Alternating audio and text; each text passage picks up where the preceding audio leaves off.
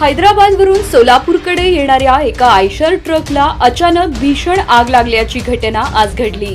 ही घटना मुळेगाव पेट्रोल पंपाजवळील दोड्डी फाटा येथे घडली असून ट्रकमधील लाखोंचा माल जळून खाक झाला आहे।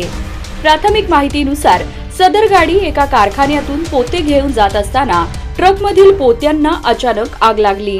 काही क्षणातच आगीने उग्र रूप धारण केले आणि ट्रक जळू लागला। धूर आणि आगीचे लोळ पाहून जवळच्या नागरिकांनी तत्काळ अग्निशामक दलाला सूचना दिली। अग्निशामक दलाच्या जवानांनी तातडीने घटनास्थळी दाखल होत आगीवर नियंत्रण मिळवण्याचा प्रयत्न केला। आग लागल्याने महामार्गावर मोठ्या प्रमाणात वाहतूक कोंडी झाली होती। बघ्यांची मोठी गर्दीही या ठिकाणी जमली होती। नेमकी आग कशामुळे लागली याचे कारण अद्याप स्पष्ट झालेले नाही। मात्र स्थानिक नागरिकांच्या माहितीनुसार उन्हाच्या तीव्रतेमुळे आग लागली असावी असा प्राथमिक अंदाज व्यक्त केला जात आहे। सुदैवाने या घटनेत कोणतीही जीवितहानी झाली नाही।